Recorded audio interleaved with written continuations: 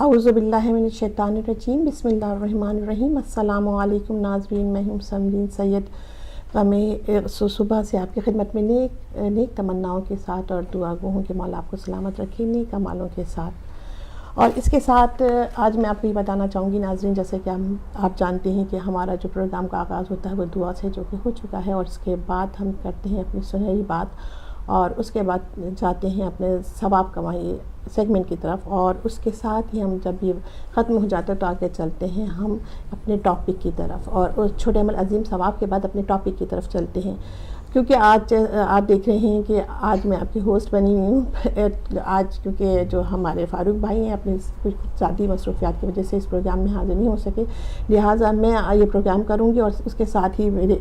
Sister بریحہ بھی ہوں گی اور علی مصری صاحب بھی ہوں گے، جسے آپ پہلے بھی اس پروگرام اور دوسرے پروگراموں میں بھی ہدایت ٹیلی ویژن سے آپ انہیں دیکھتے رہتے ہیں۔ تو لہٰذا اب ہم چلتے ہیں اپنی جو سنہری بات کی طرف۔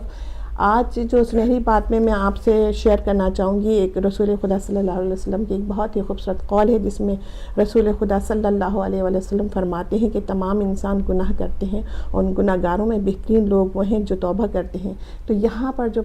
میرے نبی صلی اللہ علیہ وسلم فرما رہے ہیں کہ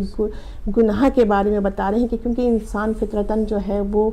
اس سے کچھ نہ کچھ ایسا گناہ ہو جاتا ہے، چاہے وہ چاہے یا نہ چاہے، لیکن اس سے کوئی گناہ ایسا سرزد ہو جاتا ہے، لیکن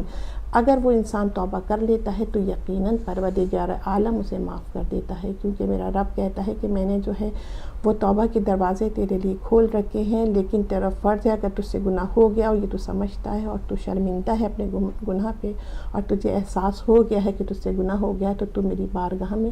توبہ کرو، یقیناً میں جو ہوں معاف کرنے والا ہوں، کیونکہ میں جانتا ہوں کہ میرا رب جو ہے وہ کبھی نہ کہیں ایسے اس سے غلطیاں ہوتی رہتی ہیں، چاہے وہ چاہے یا نہ چاہے، لیکن وہ کر بیٹھتا ہے۔ لیکن میں اتنا رب رحیم ہوں، اتنا کریم ہوں، اتنا رحمان ہوں کہ اپنے بندے پہ ہمیشہ رحم و کرم کرتا ہوں۔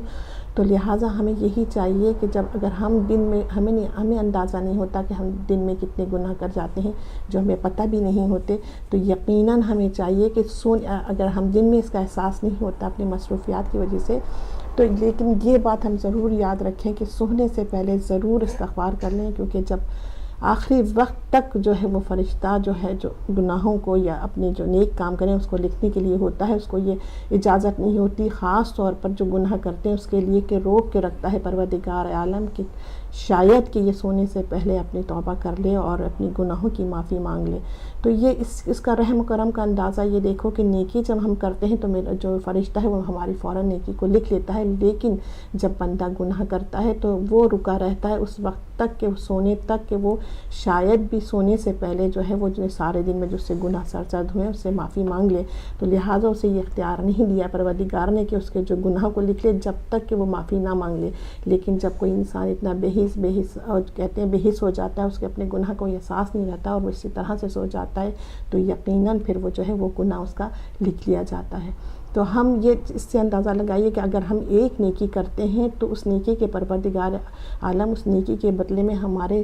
10 نیکیوں کو لکھتا ہے، لیکن جب ہم ایک گناہ کرتے ہیں تو اس گناہ کا صرف جو ہے ایک ہی گناہ کو لکھتا ہے۔ تو یہ بھی اس کے رحم و کرم کی دیکھیں ایک بہترین جو ہے وہ ہمیں مثال ہماری دنیا میں کہ کتنا رحیم و کریم ہے اپنے بندے پہ۔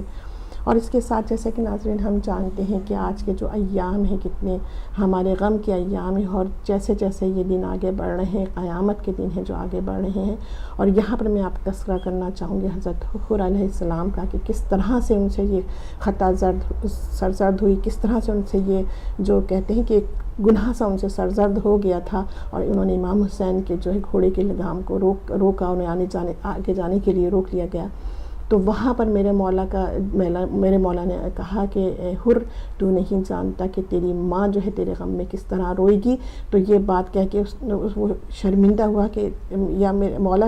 آپ نے جو ہے وہ میری ماں کا تو نام لے لیا، لیکن آپ کی ماں اتنی عزت و حرمت والی ہے کہ میں تو ان کا نام بھی نہیں لے سکتا۔ اور اس کے بعد میرا مولا نے اس کے ساتھ ہی ساتھ جو ان کے پاس پانی تھا وہ انہیں سیراب کیا، پیاسوں کو اس کی فوج میں جتنے تھے انہیں سیراب کیا گیا۔ اور جب اس نے یہ انداز امام حسین علیہ السلام دیکھا تو اس نے جو ہے وہ لگام کو جو ہے چھوڑ کر اور اس طرح سے فکر میں رہا، پوری رات یہ فکر کرتا رہا کہ مجھ سے یہ کیسا گناہ سرزد ہو گیا کہ میرے پروردگار میں کس طرح اس وقت کے امام سے جو ہے وہ نگاہیں ملاؤں، اور پوری رات اسی کشمکش میں اس نے گزاری، اور آخر اس نے یہی فیصلہ کیا، اور اس نے اپنی جو ہے وہ